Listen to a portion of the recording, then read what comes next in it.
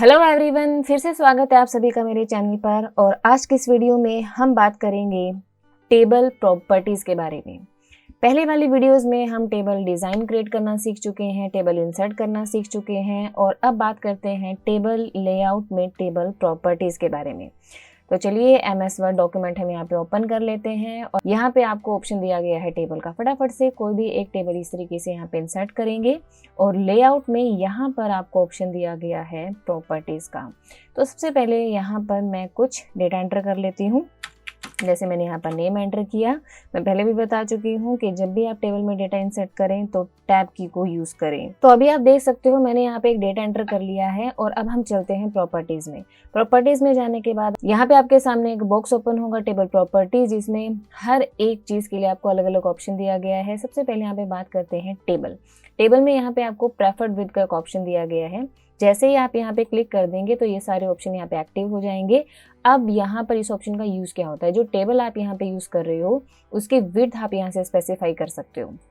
यहाँ से जितने भी विड्थ रखेंगे, आप इंचेस में रखना चाहेंगे या परसेंटेज में, वो आप पे डिपेंड करेगा। मैं यहाँ पे इंचेस यूज़ कर रही हूँ, तो जितना भी इंचेस यहाँ पे आप इंसर्ट करेंगे उसी हिसाब से यहाँ पर टेबल हमारी इंसर्ट हो जाएगी। फाइनली यहाँ से जैसे ओके करेंगे तो टेबल कुछ इस तरीके से यूज़ होगी। Ctrl+Z में यहाँ पे यूज़ कर रही हूँ। अगेन चलते हैं हमारे प्रॉपर्टीज़ में। अब यहाँ पे अगला ऑप्शन रहेगा अलाइनमेंट। तो टेबल अलाइनमेंट आप कैसे यहाँ पे चूज़ कर सकते हो। बाय डिफॉल्ट टेबल का अलाइनमेंट यहाँ पे लेफ्ट रहेगा। अगर आप इसे सेंटर यूज़ करोगे या राइट यूज़ करोगे तो ये इसी फॉर्मेट में जाएगा। आप देख सकते हो अगर अलाइनमेंट लेफ्ट है, इंडेंट तो ही काम कर रहा है, क्योंकि लेफ्ट साइड में यहाँ पे अगर आप इंडेंट ऐड करना चाहते हो तब इस ऑप्शन को यूज़ करोगे। अभी मैं कुछ भी चेंज अगर आपको करके दिखाऊंगी तो आपको चेंज शो भी नहीं होगा, क्योंकि इसके लिए आपको टेबल की विड्थ सेट करनी पड़ेगी। तो अगेन मेरे को एक बार यहाँ से टेबल की विड्थ स्पेसिफाई कर लेते हैं इंचेस में। मैं यहाँ पे टेबल की विड्थ कुछ इस फॉर्मेट में सेट कर लेती हूँ और फाइनली मैंने यहाँ से कर दिया ओके। टेबल की विड्थ मेरी कुछ इस तरीके से, अब आप देख सकते हो अगर अलाइनमेंट हमारा सेंटर है तो ये सेंटर में शो हो रहा है, राइट लेंगे तो ये राइट साइड में चली जाएगी।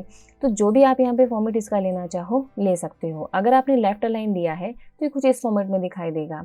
फिर भी आपको अगर इंडेंट ऐड करना है तो यहाँ से आप कुछ इंडेंट भी ऐड कर सकते हैं और अब आप टेबल को आप कुछ इस फॉर्मेट में सेट कर सकते हो।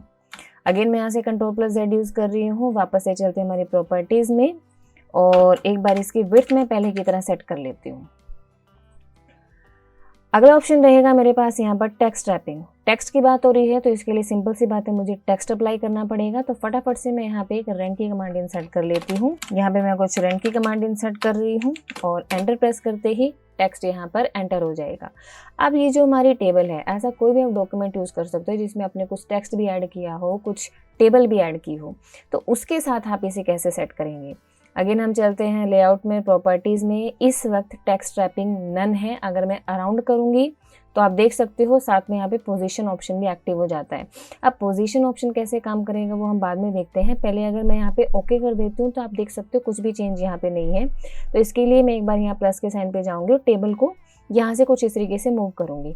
अब आप देख सकते हो ये टेक्स्ट रैपिंग में के फॉर्मेट में हमारी टेबल आ चुकी है। अब पोजीशन ऑप्शन इसमें कैसे काम करेगा, यहाँ पे जैसे आप क्लिक करेंगे अगेन आपके सामने एक छोटा सा बॉक्स ओपन होगा जिसमें आप पोजीशन हॉरिजॉन्टल एंड वर्टिकल दोनों टाइप से सेट कर सकते हो। आपको लेफ्ट साइड रखना है, राइट रखना है, सेंटर रखना है, रिलेटिव किसके रखना चाहते हो, मार्जिन, पेज, या अगर आपने कॉलम्स यूज़ कर रखे हैं तो इसे कॉलम में भी ले सकते हो। तो अगर मैं यहाँ से इसे मार्जिन सेट करती हूँ या फिर मैं इसे पेज में आपको एक बार लेके दिखा देती हूँ। ये लेफ्ट है, अगर मैं इसे राइट रख रही हूँ तो ये कुछ ओके करने पे इस तरीके का फॉर्मेट दिखाई देगा। आप देख सकते हो कि अगर आप टेबल इंसर्ट करते हो तो फॉर्मेट कुछ इस तरीके का आ जाता है जो बिल्कुल भी करेक्ट नहीं होता। तो आप पोजीशन में जाकर इस तरीके से इसको मार्जिन में सेट करेंगे और ओके करेंगे तो फॉर्मेट हमारा कुछ इस तरीके से सेट हो जाएगा। उसके बाद अगेन हम चलते हैं पोजीशन में। ठीक इसी तरीके से बात आती है यहाँ पे वर्टिकल की। आप वर्टिकल फॉर्मेट लेना चाहते हैं तो वर्टिकल भी यहाँ पे चूज़ कर सकते हैं। अभी आपने एक बात और नोटिस की होगी, अलाइन मैंने भले ही राइट लिया है लेकिन आपको कुछ भी यहाँ पर चेंज दिखाई नहीं दे रहा है। अगेन वही फॉर्मेट आ जाता है कि अलाइन को चेंज करने के लिए आपको एक बार इसकी विड्थ सेट करनी पड़ेगी। तो अगर आपको कुछ भी ऑप्शन डिफाइन ना हो तो एक बार विड्थ को ज़रूर सेट कर लें। उसके बाद यहाँ पे ऑप्शन रहेगा डिस्टेंस फ्रॉम सराउंडिंग टेक्स्ट। अगर आपने यहाँ पे टेक्स्ट लिया है और अगर आपने उसको यहाँ से टेक्स्ट में अराउंडिंग रखा है टेबल को, तो डिस्टेंस कितना मेंटेन करना चाहते हो वो भी आप यहाँ से सेट कर सकते हो। जैसे कि मैं यहाँ पे थोड़ा सा टेबल का जो विड्थ है वो सेट कर लेती हूँ। मैंने यहाँ पे कंप्लीट टेबल को सिलेक्ट किया। यहाँ से एक छोटा सा ऑप्शन आप यहाँ से देख सकते हो। अब अगर आपको कंप्लीट टेबल को मैनुअल अगर सेट करना है तो यहाँ पे जैसे आप माउस लेके जाएंगे, देखिए ये कुछ इस तरीके से यहाँ पे टैब बन चुके हैं। अब जैसे इसको सेट करेंगे, देखिए मैं इसे मूव कर रही हूँ लेफ्ट साइड में, बट ये हो रहा है राइट में क्योंकि अलाइन मेरा इस वक्त राइट है। तो इस तरीके से आप इसको यूज़ कर सकते हो।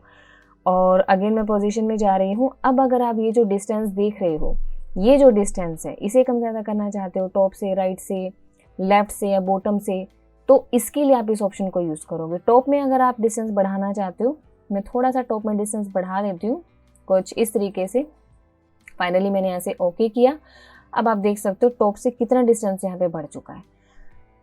मैं यहाँ से Ctrl+Z यूज़ कर रही हूँ, तो इस तरीके से आप डिस्टेंस को भी सेट कर सकते हो। अगला ऑप्शन रहेगा मेरे पास, ऑप्शंस में 2 ऑप्शन और आपको मिलेंगे, move with text and allow overlap. Move with text का यहाँ पे क्या काम है? बाय डिफॉल्ट ऑप्शन आपको एक्टिव मिलेगा। इसका पहले काम देख लेते हैं।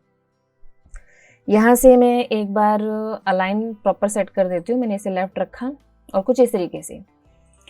अभी ये मूव विद टेक्स्ट है। मैं यहाँ पे आपको फटाफट से कुछ भी टेक्स्ट एंटर करके दिखा देती हूँ। मैं जैसे यहाँ पे कुछ भी टेक्स्ट एंटर कर रही हूँ तो अभी आप देखेंगे जो हमारी टेबल है वो ऑटोमेटिकली सेट हो रही है। और जैसे ही मैं टेक्स्ट एंटर करती जा रही हूँ, जो टेबल है हमारी अपने आप नीचे मूव हो रही है। ये देखिए कुछ इस तरीके से। ये किस ऑप्शन की वजह से है? ये हमारे मूव विद टेक्स्ट ऑप्शन की वजह से है। यहाँ पे आपको जो ऑप्शन दिया गया है, क्योंकि ये ऑप्शन एक्टिव होता है। अगर मैं इसे डीएक्टिवेट कर देती हूँ और अलाउ ओवरलैप कर देती हूँ, अब मैं फाइनली ओके कर रही हूँ। अब मैंने ओके कर दिया। अब मैं आपको टेक्स्ट राइट करके दिखाती हूँ और अब आप चेंज देखना क्या होता है। अभी आपने देखा टेबल वहीं की वहीं है जहाँ पे ऑलरेडी थी। ये टेक्स्ट को एक तरीके से ओवरलैप कर रही है, देखिए कुछ इस तरीके से। तो ये काम होता है अलाउ ओवरलैप का। तो ये डिपेंड आप पे करेगा। आप चाहते हो कि टेक्स्ट हमारा भले ही दूसरी पोजीशन में चला जाए, टेबल हमारी वहीं पे रहनी चाहिए जहाँ पे पहले थी, तब आप इस ऑप्शन को यूज़ कर सकते हो। तो ये छोटे छोटे ऑप्शन आपके बहुत काम आ सकते हैं। उसके बाद यहाँ पे बात करेंगे बॉर्डर एंड शेडिंग के बारे में, जिसमें हम पहले भी ऑप्शंस के बारे में बात कर चुके हैं। आप ऑल अप्लाई करना चाहते हैं या ग्रिड्स में लेना चाहते हैं, बॉर्डर का जो भी स्टाइल चूज़ करना चाहें वो अप्लाई कर लें, कलर देना चाहें तो आपके लिए यहाँ पर काफ़ी सारे ऑप्शन अवेलेबल हैं जो आप यूज़ कर सकते हैं। उसके बाद यहाँ पे ऑप्शंस दिया गया है। जब आप यहाँ पे जाएंगे तो एक और बॉक्स आपके सामने ओपन होगा जो कि आपको सेल मार्जिन के बारे में बताएगा। Top, bottom, left and right, यानी जो भी आपने ये एक सेल लिया है इसके अंदर जो आपने नेम लिखा हुआ है, नेम के चारों तरफ का जो स्पेस है लेफ्ट में, राइट में, टॉप में, बॉटम में, वो आप कितना सेट करना चाहते हैं तो वो यहाँ से डिफाइन करें। डिफॉल्ट सेल्स स्पेसिंग मीन्स ये जो सेल है इनके बीच में अगर आप स्पेस एंटर करना चाहते हो तो वो भी अप्लाई कर सकते हो। बेसिकली ऑप्शन आपके आगे भी काम आएंगे, तो अगर आप इसे स्पेस में एंटर करना चाहते हैं तो वो अप्लाई कर दें। और एक लास्ट ऑप्शन है automatically resize to fit contents. इसका मतलब ये है कि जो भी आपने कंटेंट एंटर किया है, मान के चलिए नेम के अलावा मैं कुछ और टेक्स्ट एंटर करती हूँ जो थोड़ा सा लेंथी होता है, तो ये क्या करता है ऑटोमेटिकली जो कॉलम की विड्थ है वो घटा बढ़ा देता है, यानी सेल में इतना स्पेस ऑटोमेटिकली जनरेट कर देता है कि जो टेक्स्ट है वो यहाँ पे एंटर हो जाता है। तो जैसे ही आप यहाँ से ओके करेंगे, फाइनली मैं यहाँ पे ओके कर रही हूँ, तो आप देख सकते हो ये लेआउट कुछ इस तरीके का एंटर कर देगा अगर आप सेल्स के बीच में स्पेस एंटर करना चाहते हो तो। उसके बाद यहाँ पे ये थे हमारे टेबल से रिलेटेड ऑप्शंस। अब बात करते हैं रो के बारे में। रो पे जब आप जाएंगे तो यहाँ पे आप एक रो की हाइट को घटा बढ़ा सकते हो। रो की एक स्पेसिफाई हाइट आपको कितनी चाहिए वो आप यहाँ पे डिफाइन कर लें। जैसे मैं यहाँ पे क्लिक करूँगी, देन यहाँ से आप जितने भी एक रो की हाइट देना चाहें वो अप्लाई कर लें, और एटलीस्ट रखना चाहेंगे या एग्जैक्टली रखना चाहें वो आप पे डिपेंड करेगा। And allow row to break across pages. इसका मतलब ये है कि जैसे जैसे आप डेटा एंटर करते जाएंगे तो टेबल यहाँ पे जो हमारी रो है वो इंसर्ट होती जाती है। जब आप टैब की को प्रेस करते हो तो वो इसीलिए यहाँ पे यूज़ होता है क्योंकि ये ऑप्शन हमारा एक्टिव होता है। अगला ऑप्शन जो है यहाँ पे डीएक्टिवेट है, क्योंकि हमने अभी तक यहाँ पे हेडर रो कोई इंसर्ट ही नहीं कर रखी। जैसे ही कोई हेडर मैंने ली होगी, आप उसे रिपीट करना चाहो तो यूज़ कर सकते हो। बाकी ऑप्शन आपको यहाँ पे भी दिया गया है, दोनों जगह ऑप्शन डीएक्टिवेट है क्योंकि हेडर रो यूज़ नहीं हुई। प्रीवियस रो सिलेक्ट करना चाहते हो या नेक्स्ट रो सिलेक्ट करना चाहते हो तो ये ऑप्शन यहाँ पे आपको दिया गया है। अभी आपने देखा जो हाइट मैंने सेट की थी वो ऑलरेडी यहाँ पे अप्लाई हो चुकी है। अब ये सिर्फ इसी रो में क्यों सेट हुई है, क्योंकि मेरा कर्सर इसी रो में था, इसीलिए यहाँ पे चेंज हुआ है। ठीक इसी तरीके से आप एक कॉलम की विड्थ को भी चेंज कर सकते हो। जैसे जैसे टिक मार्क करेंगे कॉलम की विड्थ को यहाँ से स्पेसिफाई किया जा सकता है। उसके बाद बात करते हैं सेल के बारे में। ये जो एक आप सेल देख रहे हो, ये जो आपने कंटेंट लिया है ये फिलहाल टॉप में दिखाई दे रहा है। अगर आप इसे सेंटर में करना चाहेंगे तो ये कुछ इस तरीके से कंटेंट को सेंटर में ले आएगा। तो यहाँ से उसके बाद लास्ट ऑप्शन रहेगा मेरा ऑल्ट टेक्स्ट का। ये आपके लिए कंप्लीटली ऑप्शनल है, कोई ज़रूरी नहीं है कि आप यहाँ पे कुछ भी एंटर करो। टाइटल में आपको यहाँ पे बताना होता है कि टेबल किससे रिलेटेड है, और डिस्क्रिप्शन में अगर इसके बारे में मोर इन्फॉर्मेशन देना चाहते हो तो वो भी दे सकते हो। तो इस तरीके से टेबल प्रॉपर्टीज को यूज करके आप कंप्लीटली टेबल में कोई भी चेंज कर सकते हो। अगर कंप्लीट टेबल में आपको फॉर्मेट चाहिए तो श्योरिटी रखें कि जो टेबल है वो आपकी कंप्लीट पहले सिलेक्ट हो, तो जो भी आप चेंज करोगे वो कंप्लीट टेबल में अप्लाई हो जाएगा। तो जो भी ऑप्शन अभी मैंने आपको बताए हैं ये ऑप्शंस आपको लेआउट में आगे भी दिए गए हैं। तो बेसिकली आपके पास ऑप्शन होता है, आप प्रॉपर्टी में से सेट करो या इसको अनदर किसी ऑप्शन से भी सेट कर सकते हो। आई होप कि जो ऑप्शन आपको बताए गए हैं वो लाइफ में आपके कहीं ना कहीं आपके लिए यूजफुल रहेंगे। Thanks for watching.